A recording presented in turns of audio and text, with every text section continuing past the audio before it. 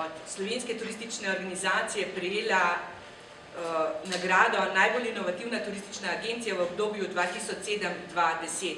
Prejeli smo kar 3 sejavce, 2-krat smo bili v finalistih. Od Gospodarske zbornice Dolenjske in Bele krajine smo prejeli priznanje za inovativnost, za Rudolfov splav in za regijsko mrežo tematskih poti. Delujemo in delamo doma in nekako se je začelo s projektom Po poteh dediščine Dolenjske in Bele krajine in vsi naši projekti, ki so sledili, se nadgrajujejo, enega povezujemo z drugim, povezujemo pa tudi ljudi. Kako in kaj delamo, pa mogoče najboljše, da nam pove gospod Matjaž Pavlin, direktor turistične agencije Kompas Novo mesto. Hvala lepa, lep pozdrav še v mojem imenu. Morda bi najprej naredili res en tak kratek pregled, kaj je pravzaprav tisto, kar se morda najbolj splača videti pri nas na Dolenjskem. Kot rečeno, nekje več kot 15 let se zdaj že intenzivno ukvarjamo, da bi Dolenjska postala prepoznavna ne samo po zdraviliščih, ampak tudi po ostalih zadevah, ki jih imamo, to je predvsem po kulturni in pa naravni dediščini, pa seveda tudi po aktivnih počitnicah in še nekaterih ostalih stvareh. Predlani smo nekako prišli tudi do celostne grafične podobe, do svojega slogana Dolenjska dežela drugačnih doživetij.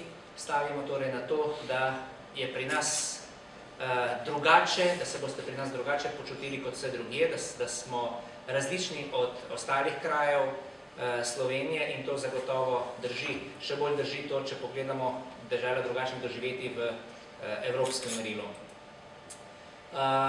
Tale logotip, ki ga vidite, predstavlja 5 jagod, ki v bistvu pomeni tudi 5 osnovnih produktov Dolenjske in Bele krajine.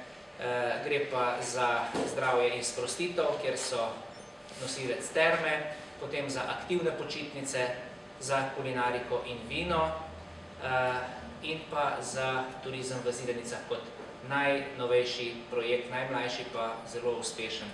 In tele jagode to niso prišle kar tako slučajno, ampak smo jih črpali iz naše izjemno bogate arheologije. In Dolenjska, če je čemu znana, je zagotovo po arheologiji.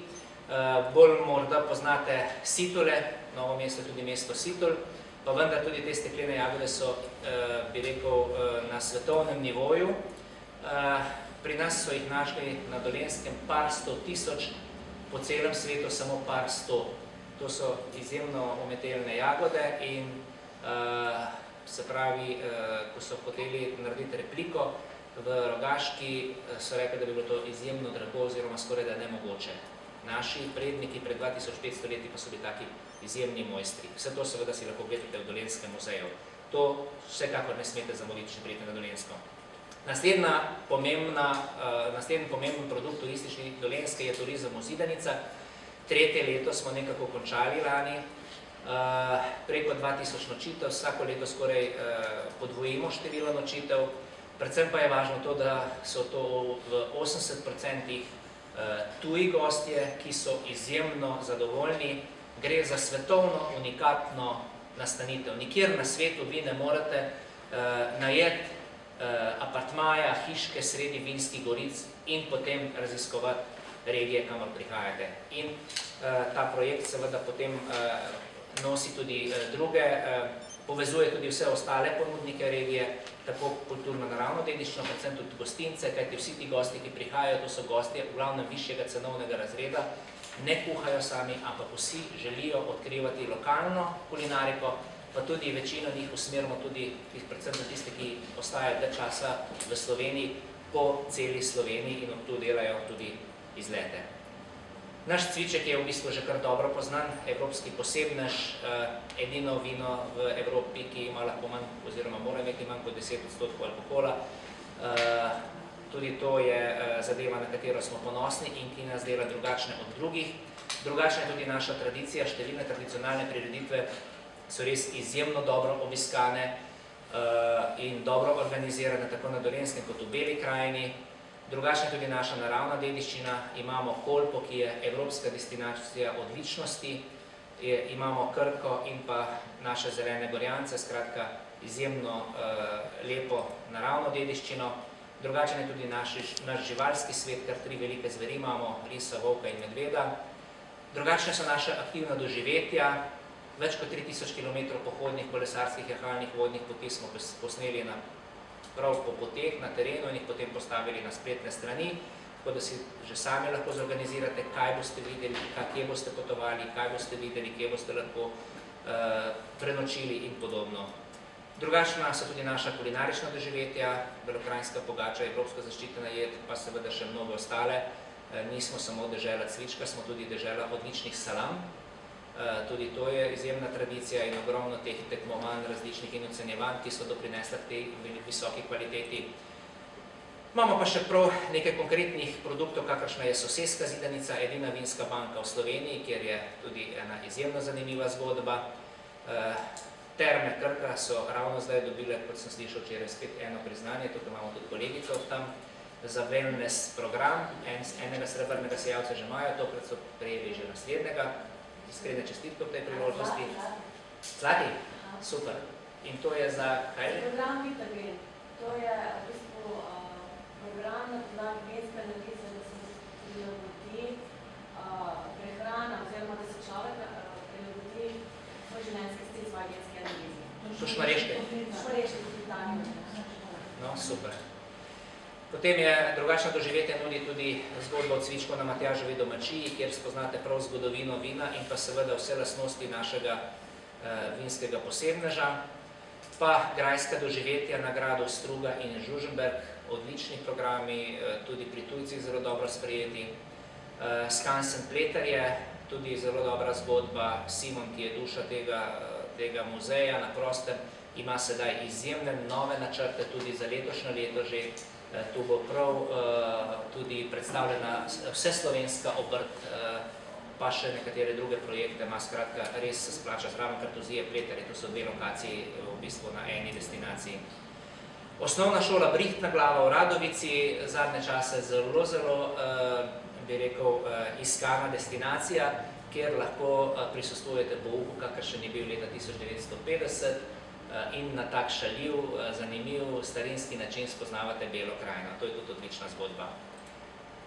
Pa seveda ti razni liki in legende, ki jih vsi zelo radi vključujemo tudi, kadar prihajajo naši turisti k nam. No, ne smem pozabiti tudi na veselega Janeza, ki je v začetku sicer vozil predvsem po dolenjskih hribih, vinogradih in med zdravilišči, zdaj pa je več ali manj se zadržuje v Ljubljani, pa na različnih prireditvah, odličen je za prireditve, namreč čez dan vozi lahko turiste, popoldne zvečer pa se lahko uporablja tudi kot oder. Z njim smo delali, oziroma je delal Turizem Ljubljana, izjemno uspešne prezentacije v Zagrebu, Sarajevu in Beogradu, ko so bili po stotniki 40 glasbenikov gor in so delali promocijo Slovenije in to je bilo izjemno odzivno. No, z njim smo tudi rekorde razne podirali, panonika, harmonika, skratka zelo primerna zadeva tudi za različne prireditve in tukaj ga mislimo še več uporabljati. Drugačna pa je tudi naša glasba, sedaj se bližamo že tistemu osnovnemu, zaradi česar smo se tukaj izbrali, se pravi diatonična harmonika, večglasno petje, različne folklorne skupine, vse temu želimo sedaj dati še malo več poudarka, ker mislim, da smo vsekakor na to lahko zelo ponosni. In pa drugačno naše tudi doživetje splavarjenje na Rudolfovem splavu. Na tem Rudolfovem splavu imamo tako koncerte, večerne, recimo Sojev Bakel, Jazz and Tea, prireditev se odvijala gor, kakor tudi poroke, gledališke igre, Županovo Mitska, skratka uporaben za različne stvari. Hvala lepa. Če vas še nismo prepričali, vas do konca predstavitve sigurno bomo. No, da pa ne bomo samo govorili, bi prosila našega harmonikarja Sandi Ravbar je danes z nami, že uvodno nam je zaigral eno čudovito pesem, Slakova, verjetno vsi poznate glas harmonike. Sandi Ravbar drugače bo letos diplomiral iz harmonike na Akademiji za glasbo in je eden med prvimi, če ne celo prvi iz Dolenjske, ki bo imel tako diplomo, drugače pa igra že od svojega 4. leta, je virtuoz, poznavalec, predvsem pa ljubitelj Slakove glasbe. Sandi, mogoče ti par besed o tem. Lepo pozdravljeni. predstavil samo par značilnosti Slakovega igranja in njegovega načina. Naj povem, da me je tudi Lojze kot sam navdušil, da sem se sploh odločil, da bom začel igrati harmoniko, kot sem njega videl, me je potem navdušilo, da sem še jaz začel igrati to harmoniko. Naj povem, da posebnost Slakovega igranja je predvsem v njegovi harmoniki, ki je imela samo en pas. Zdaj, ta harmonika je pač že modernejša in imamo zdaj, vsi igramo na dva pasova. Lojzetova posebnost pa je bila to, da je igral samo na en pas. In seveda tudi Lojze ni imel tele deske, ki jo vsi vidite. In zakaj pa ni imel te deske? Ker je rekel, da hoče harmoniko čutiti. Se pravi, ta deska nam omogoča, da fiksira harmoniko, da nam ne pleše, on pa je bil mnenja, da je potem preveč oddaljen s harmoniko. In seveda je potem igral brez te deske. In prav zato, ker je imel en pas in tudi brez deske, seveda harmonika ni bila čisto fiksirana na njegovem telesu, kar je predstavljalo, da je ob igranju, predvsem na noter, mu harmonika vpletala. In prav zaradi tega, ker mu je harmonika vpletala, je bila še njegova posebna značilnost, da je držal prvi prst ob harmoniki in seveda, ko je igral na notri, če ga ni držal, mu je harmonika zlezla v desno stran in ko je on držal s prvim prstom, je v bistvu fiksiral harmoniko, da je bila bolj pritrjena. Seveda zdaj vsi igramo brez držanja prsta v strani in seveda na dva pasa, ker gre tehnika naprej. Naj povem tudi, da je posebnost njegov dodatni gumb. To so ti dodatni gumbi v četrti vrsti, ki jih v času, ko je Lojze Slak igral, še ni bilo. In prav on je izumil prvi dodatni gumb, ki se imenuje po njemu, torej Slakov gumb. Ta gumb omogoča lažje igranje nekaterih skladb. Zdaj seveda potem so dodajali še vse ostale gumbe. Lojze Slak pri svojem igranju ni preveč kompliciral, zato so tudi njegove skladbe tako padle v dušo in srce. In prav to je dalo, da so te skladbe tako dobro zazvenele, njegova tehnika igranja in seveda je igral po en, dva ali včasih celo po tri prste. Se pravi, ni uporabil prijemov, ki so bili petprstni, kar se seveda to danes počne. Seveda on je uporabljal en prst, dva, včasih največ tri. In zato je potem nastala tudi ta njegov poseben stil in tako so se oblikovale tudi njegove skladbe, ki so še danes ohranjene in mislim, da bodo še mnogo let. Takole nekaj na kratko o Slaku, zdaj pa besedo. Mogoče pa nam bi le pokazal pa zaigral eno kitico, še ene čudovite pesmi, ki poje Krka sanjava.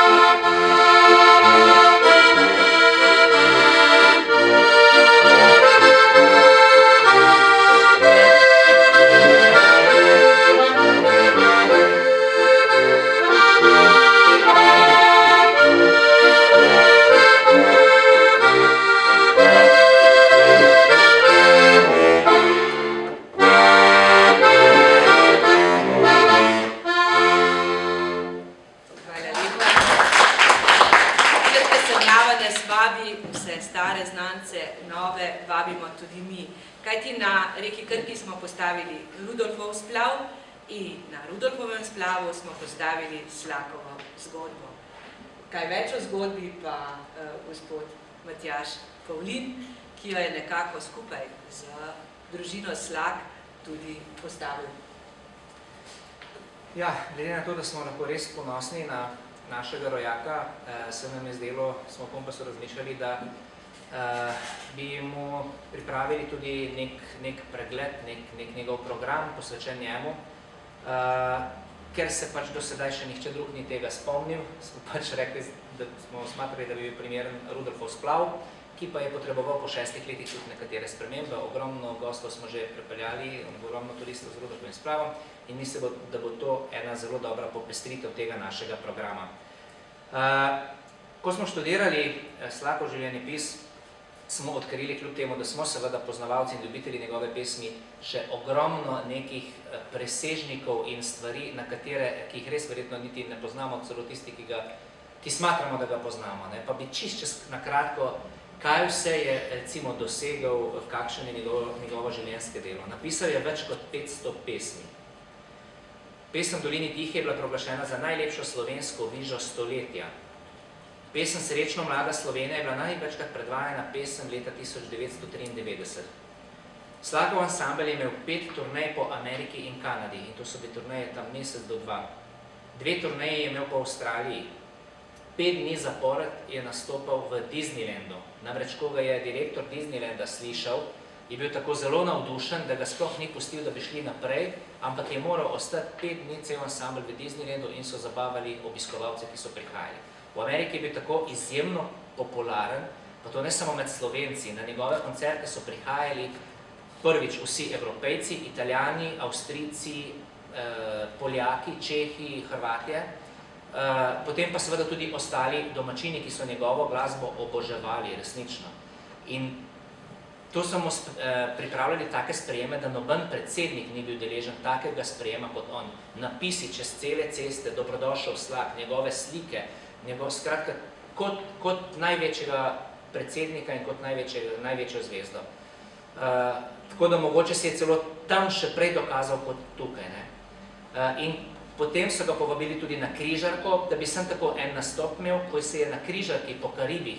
Takrat je bilo križarjenje še nekaj drugega kot danes. Danes gre na križarjenje lahko vsak. Takrat so hodili samo največji bogataši in so tudi na tej križarki en teden igrali in zabavali vsak večer ljudi. Tako zelo so bili priljubljeni in tako zelo se jim je dopala ta glasba. In ko je tudi v Nashvillu nastopil, kjer so bili dejansko samo country muzika, je on šel kar z nekim nelagodjem na oder, kaj bo zdaj to v deželi countryja, kako bo zdaj to harmoniko, kako bodo oni to harmoniko sprejeli. In po prvi pesmi je bila nekaj časa popolna tišina, potem so se začele pa take ovacije in mislim, to so bili sprejemi, ki res so, zgodovinski, kar neverjetni pravzaprav. No, nekaj njegovih pesmi jih pojejo celo v ameriški cerkvi. Dobesedno seveda so jih malo prevedli, ne pojejo ravno o cvičku in dolenski, ampak na to melodijo.